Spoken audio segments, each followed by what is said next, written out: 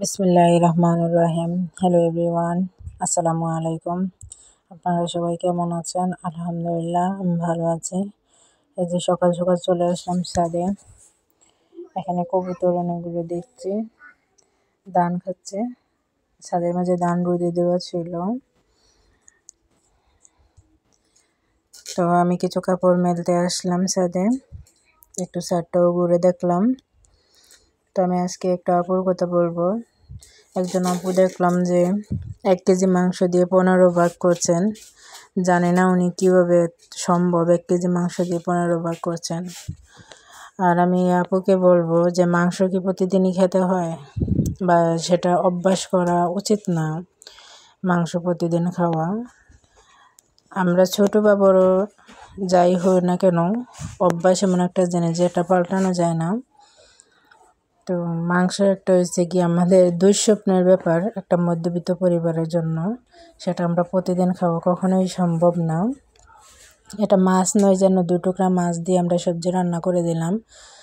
উনি একভাবে যে কয়েক টুকরা মাংস হয়েছে সেটা দিয়ে একটা তরকারি রান্না হয় না, আর সেটা দিয়ে বাচ্চাদেরকে সামলানো সম্ভব হবে না।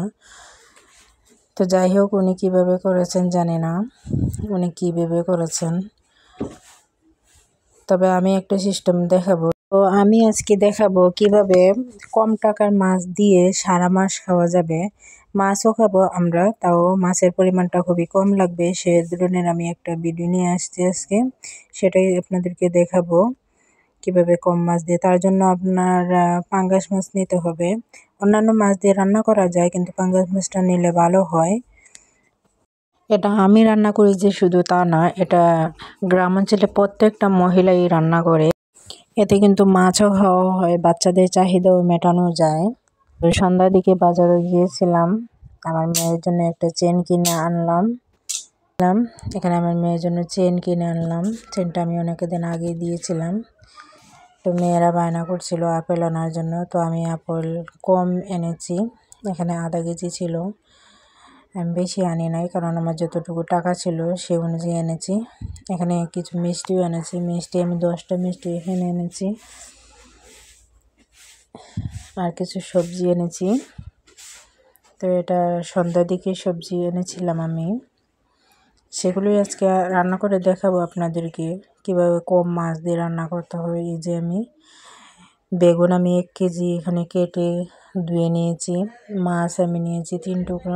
আমি 2টা মাছের মাথার যে সাইডগুলো থাকে সেই 2টা মাছের মাথার সাইডগুলো নিয়ে নিলাম 2টা তরকারি রান্নার জন্য। আর এখানে কম পরিমাণ পেঁয়াজ আর রসুন কাঁচামরিচ নিয়েছি। খুবই কম উপকরণ দিয়ে আজকে রান্না করে দেখাবো, যেভাবে আপনারা আয় করতে পারবেন। এখানে জলপাই ছিল, জলপাইটা আমি সেদ্ধ করে শুকিয়ে রেখে দিয়েছিলাম। তো চলুন রান্নার পর্যায়ে চলে যাই। এখানে আমি বেগুনগুলো রান্না করবো, তো অল্প পরিমাণে পেঁয়াজ দিয়ে দিয়েছি। মশলাটা ভাজা ভাজা হয়ে গেলে এখানে একটু জল দিয়ে দেব।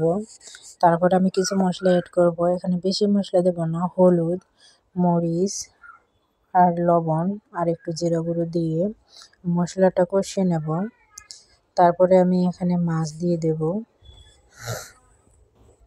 মশলাটা কষানো হয়ে গেছে, এখন আমি এখানে মাছ দিয়ে দেব। যে 3 টুকরা মাছ আমি রেখেছিলাম সেটাই দিয়ে দিচ্ছি এখানে।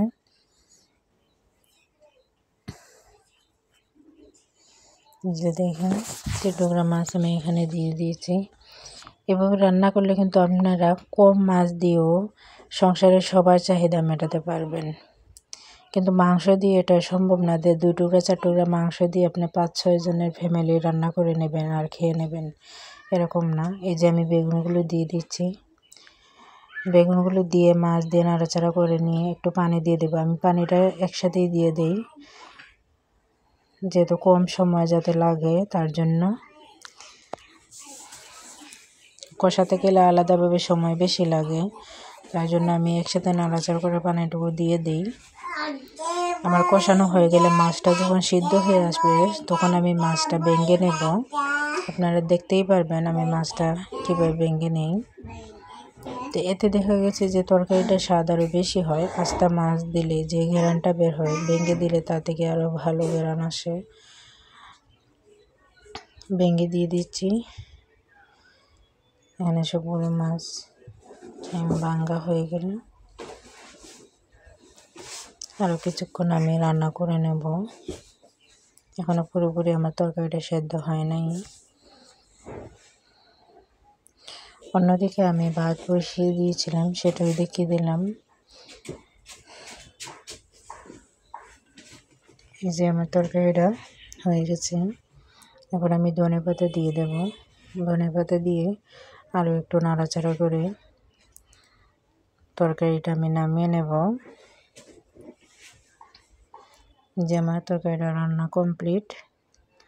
অন্যদিকে আমি আরেকটা তরকারি রান্না করব। এখানে আমি টক তরকারি রান্না করব। লাল শাক দিয়ে কখনো আপনারা টক তরকারি রাঁধছেন কিনা জানাবেন। লাল শাক দিয়ে আর জলপাই দিয়ে আমি টক রান্না করব। এখানে রসুন কুচি দিয়ে দিচ্ছি। রসুনটা লাল হয়ে গেলে আমি মাছের যে মাথার যে সাইডগুলো ছিল সেগুলো আমি দিয়ে দিচ্ছি এখানে। তারপরে আমি হলুদ দিয়ে দিচ্ছি, লবণ দিয়ে দিচ্ছি। এখানে বেশি কিছু আমি দেব না, শুধু হলুদ আর লবণ দেব। এখানে কোনো জাল ব্যবহার করা হবে না। শেষের দিকে আমি কয়েকটা কাঁচামরিচ দিয়ে দেবো এখানে। তো এখানে আমার দেখেন নাড়াচাড়া হয়ে গেছে। আমি লাল শাকটা দিয়ে দিচ্ছি। সবগুলো আমি লাল শাক দিয়ে একটু ডেকে নেব। তারপরে কষানো হয়ে গেলে এই যে এখানে আমি জলপাইটা দিয়ে দিচ্ছি। এটা আমার শুকনো জলপাই, আপনারা চাইলে কাঁচা জলপাই এনেও আপনারা দিতে পারেন, তাতে স্বাদ আরও বেশি হবে। এই যে আমি এখন জল দিয়ে দিলাম। টক তরকারির মাঝে একটু জল হলেই ভালো হয়। টক তরকারির মাঝে জলটাই বেশি মানায়। এই যে আমার রান্না কমপ্লিট হয়ে গেছে। তো আমার 2টা তরকারি রান্না হয়ে গেছে। এই 2টা তরকারি দিয়ে আমি 3 বেলা খাবো। দেখেন আমি মাছটা আস্তা দিলেও পারতাম, মাছটা দিলে মাছের পরিমাণটা বেশি লাগতো, কিন্তু ভেঙে দেখেন আমি 3 বেলার জন্য 3টা টুকরা দিয়ে রান্না করে ফেললাম। আপনারা চাইলে এভাবে রান্না করতে পারবেন। তো এই ছিল আমার ভিডিও। ভালো লাগলে লাইক, কমেন্ট এবং শেয়ার করবেন। সাবস্ক্রাইব করে পাশে থাকবেন। আল্লাহ হাফেজ।